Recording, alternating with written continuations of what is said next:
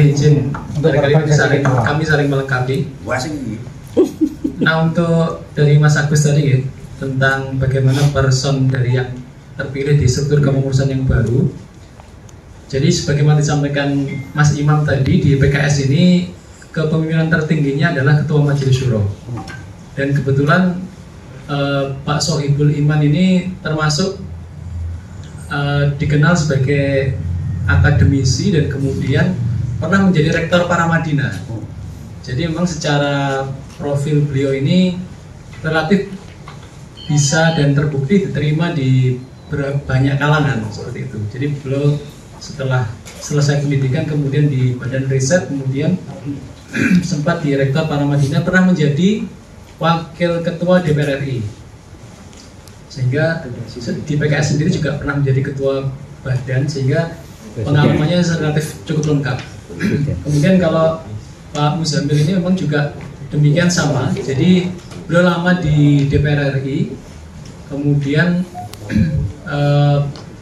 secara pengalaman juga pernah menjadi pada proses transisi PK ke PKS, beliau juga pernah menjadi struktur, sehingga secara profil demikian. Hanya memang di PKS ini secara kerangka kebijakan relatif terbingkai. Jadi kami ada namanya falsafah dasar, konsepsi dasar perjuangan. Itu ada 4 macam. Ada falsafah dasar, ada kemudian platform kebijakan pembangunan, ada renstra, ada garis besar haluan partai. 4 itu ini proses dibahas di Majelis Syuro. Nah, nanti akan disosialisasikan di Munas bulan Oktober. Jadi nanti relatif semua kepengurusan tadi. Jadi organ DPP, MPP, dan DSP ini adalah organ pelaksana dari Majelis Syuro. Dan Majelis Syuro perangkatnya dalam 4 tadi itu. Ada falsafah dasar perjuangan, kemudian garis besar kebijakan haluan partai, platform pembangunan, dan renstra. Itu dibahasnya domainnya Majelis Syuro. Itu nanti akan secara maraton dibahas, kemudian akan disampaikan di Munas. Nanti yang membingkai semua semua unit yang ada di PKS dalam 5 tahun ke depan. Nah, jadi nanti secara umum juga ini masih kalau yang disampaikan di sini saya kira ini masih versi dari Presiden ya. Nanti ketika tadi 4 konsepsi dasar partai sudah terumuskan, nanti semuanya akan mengacu itu, baik di DPP, di DPW, dan di DPD seperti itu. Jadi ini masih proses dibahas lebih lanjut. Tentu ya sebagai update ya, karena ini semua sudah ada itu. Nanti barangkali akan ada update oleh Majelis Syuro. Kemudian kalau saya kira satu lagi saya terkait arah Kota Malang, sebenarnya di periode kemarin, di periode Ustadz Joko ini sudah berupaya agar kepemimpinan ini bisa kita juga mengirim wakil. Kita kemarin berjuang keras sampai kalau pendaftaran di KPU itu 3 hari, Ustaz, itu sampai hari kedua itu kita masih membahas di DPTD itu sebagai ya semacam Majelis Syuro mini di tingkat daerah itu.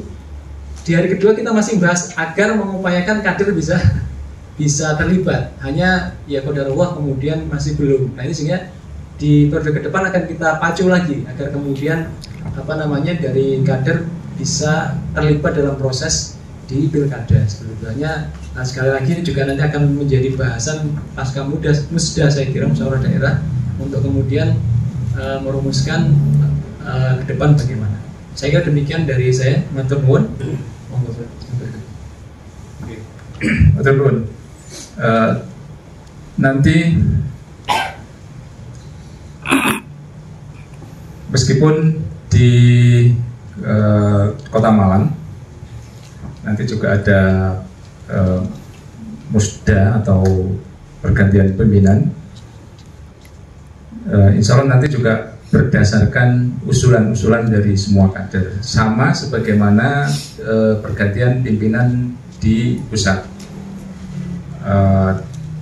Bahkan kami sendiri juga kaget setelah ada Pemira ya mengambil aspirasi dari seluruh kader PKS se-Indonesia. Itu baru berapa hari itu sudah tertunjuk anggota Majelis Syuro untuk menentukan siapa ketua Majelis Syuro dan sekaligus ke presidennya. Itu tidak sampai seminggu. Malahan sebenarnya lebih sulit bagi kita untuk memilih calon wali kota. Calon wali kota kemarin mungkin 6 bulan itu nggak selesai. Cari ulur gitu ya. Tetapi untuk pemimpin internal kita itu sangat cepat, dan memang ya kita kata kunci untuk memilih pemimpin itu di musyawarah. Dan kalau misalkan musyawarah mufakat ya akan lebih cepat. Dan bagi daerah, siapapun yang menjadi ketua majelis syuro, siapapun yang menjadi presiden PKS, kita sami'na wa ta'na, siap menjalankan perintah berikutnya. Itu Mas Agus. Untuk Mbak Siska mungkin ada tambahan. Menambahkan isu strategis. Jadi karena ini masih suksesi kepemimpinan, belum membahas tentang arah kebijakan, jadi kita masih menunggu. Artinya yang diputuskan kemarin itu masih untuk ketua majelis syuro, anggota majelis syuro, kemudian DPTP, Dewan Pimpinan Tingkat Pusat, kemudian presiden yang di situ juga ada sekjen bendahara dan kepala staf presiden. Nah, yang menjadi garis besar sih sebenarnya di kita ini uniknya ini apa istilahnya itu istilahnya musyawarah unsur ini keterwakilan gitu. Jadi musyawarah yang sila keempat kerangkanya dipimpin oleh hikmat kebijaksanaan dalam permusyawaratan perwakilan. Jadi menerapkan Pancasila ya. Permusyawaratan perwakilan artinya untuk memilih ketua MS dan presiden itu kita tidak langsung, tapi kita memilih dulu majelis syuro. Jadi yang memilih anggota majelis syuro yang jumlahnya hampir 99 itu yang menentukan siapa yang akan menjadi pemimpin partai gitu.